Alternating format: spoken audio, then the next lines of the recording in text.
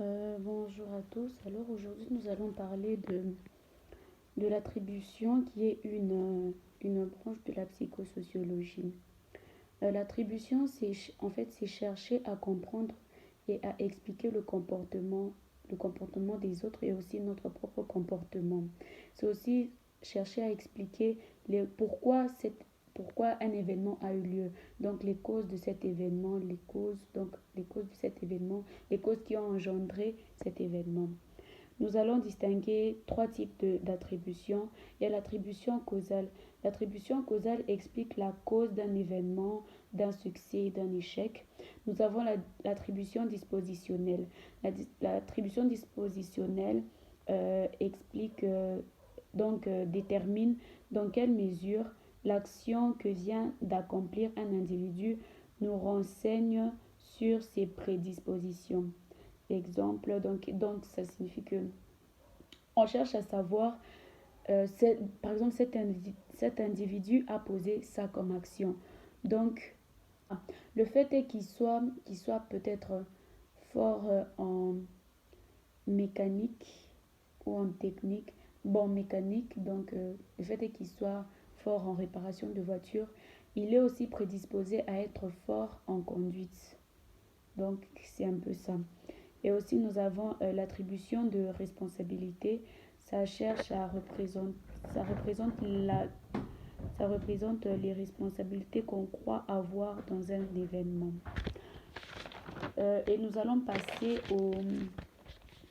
à l'origine du comportement. Donc, d'où vient le comportement qu'on a tous les jours, d'où vient le comportement que les autres ont et tout. Nous avons d'abord la distinctivité.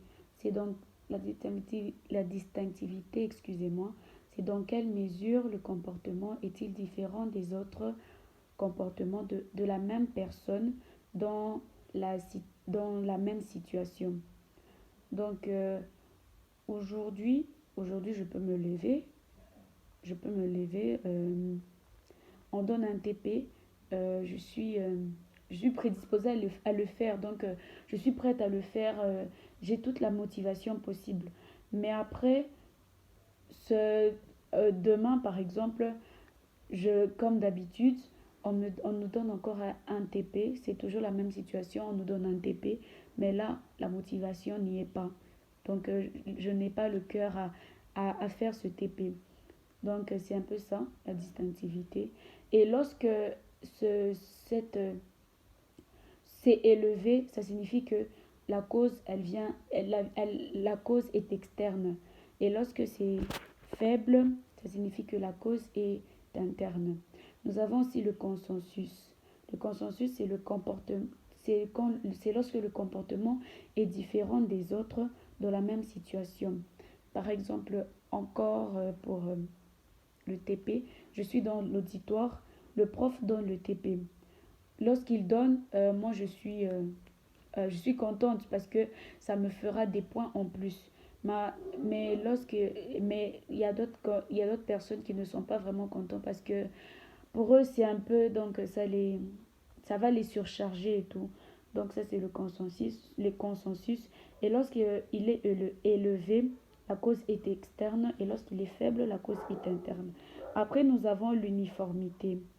C'est lorsque le comportement est différent des autres de la même personne dans des situations différentes. Donc là, je pense que c'est un peu clair. Et lorsque c'est élevé, ça signifie que la cause est interne. Lorsque c'est faible, ça signifie que la cause est externe. Donc c'est ce que je voulais un peu expliquer vu que c'est vraiment le point que j'ai compris. Merci beaucoup.